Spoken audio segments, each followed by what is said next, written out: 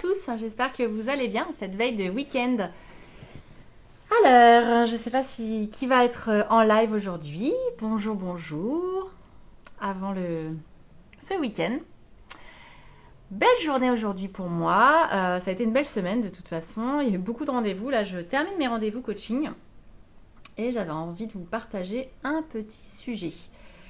Donc ouais, très riche parce que ce matin en plus, donc je voyais ma filleule avec lesquels je fais du mentoring pour l'aider dans sa recherche d'alternance, etc. Donc ça, c'était un beau moment, c'était très sympa. Et puis, c'est assez marrant, cet après-midi, en fait, j'ai eu une séance de coaching avec une cliente et derrière, j'ai eu une session stratégique boost offerte suite à la masterclass de mardi avec une autre personne.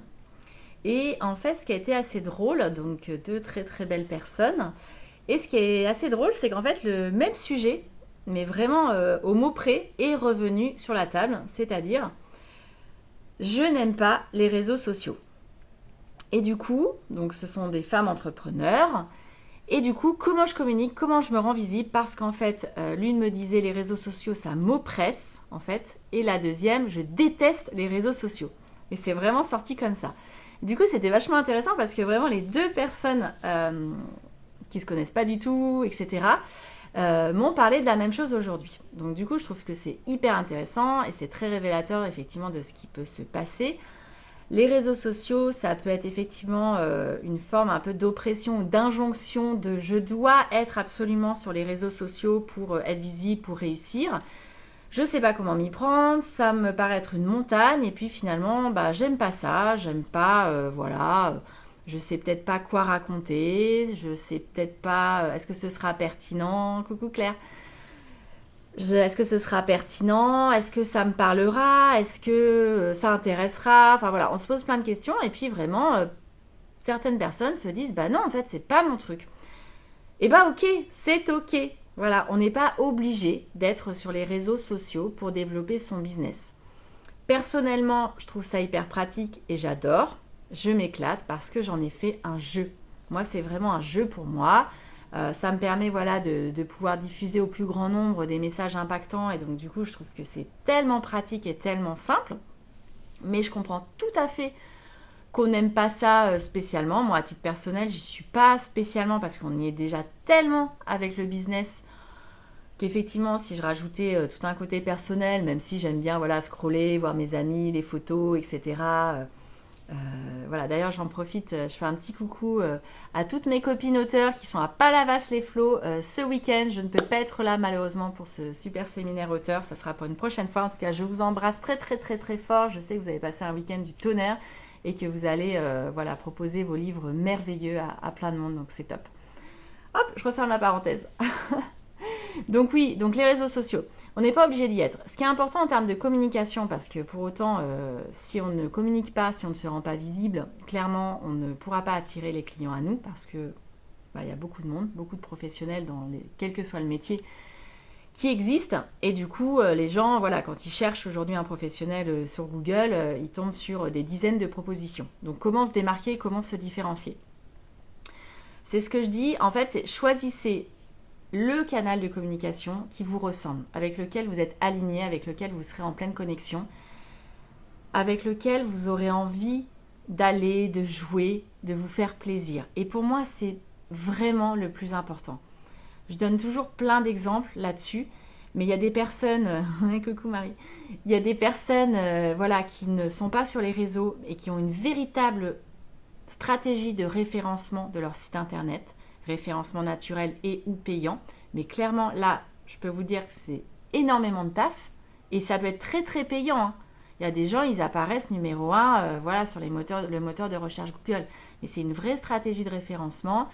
C'est la tenue d'un blog, c'est l'écriture d'articles 2 à 3 fois par semaine, pour maintenir un référencement très poussif.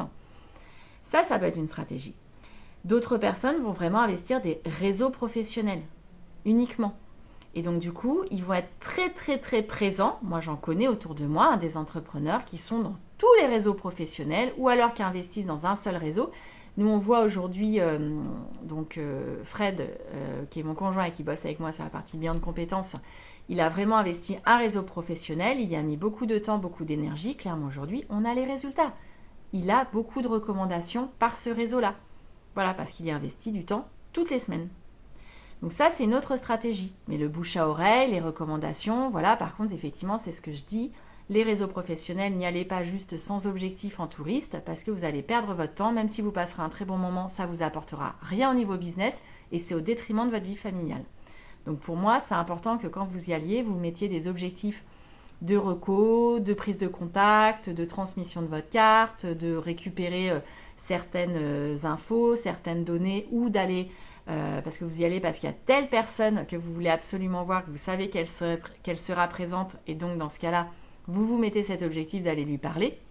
Enfin voilà, mettez-vous vraiment des objectifs et mesurez ce que vous apporte tel ou tel réseau professionnel. Est-ce que ça vous a apporté des recommandations dans les X semaines, les X mois qui viennent? Combien par rapport aussi au budget et à la cotisation par exemple pour avoir un vrai retour sur investissement? C'est important.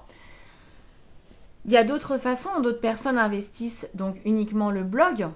Moi, je suis des personnes qui se sont fait connaître uniquement par un blog. Là, c'est pareil, c'est beaucoup de temps, c'est des gens qui écrivent tous les jours, mais ça peut très bien fonctionner.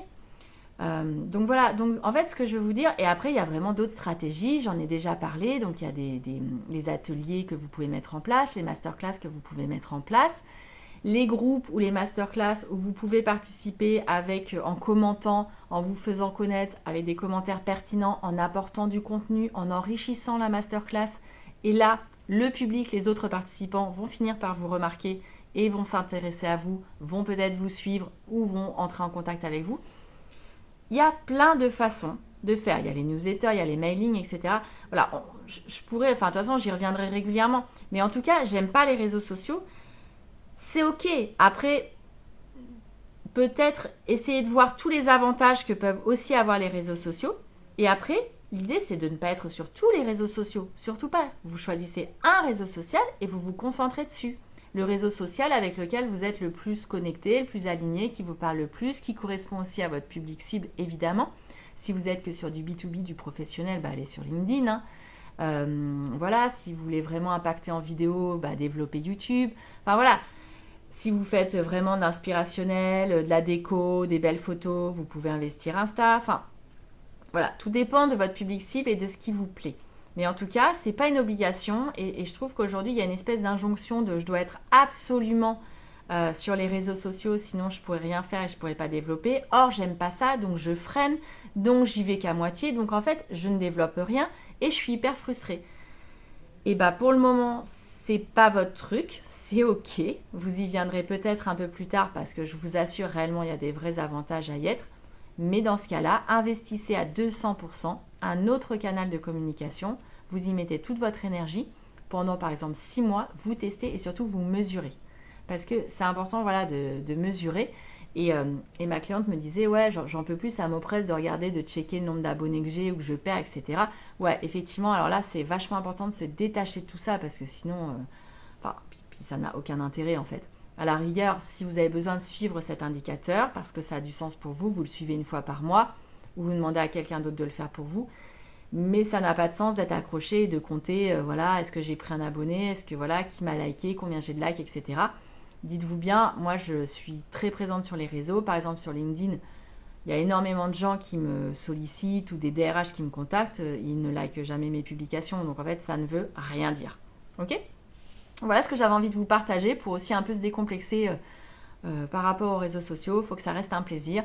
Moi par exemple, ce live c'est un vrai kiff, en fait je m'éclate à le faire, ça ne met aucune pression. On me demande souvent comment tu trouves tes sujets. Tout simplement, j'ai des super sujets tous les jours parce que j'ai des super clients et des super personnes avec qui j'échange tous les jours.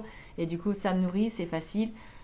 Et si c'est leur problématique du moment, je trouve que c'est hyper intéressant de les partager parce que c'est sûrement les problématiques de plein d'autres personnes. Donc voilà. Et en tout cas, ouais, c'est juste du plaisir et puis c'est un jeu et ça me fait du bien de partager avec vous. Je vous souhaite une très belle fin de semaine, un très bon week-end et puis je vous dis à demain pour un nouveau live de week-end. Ciao ciao!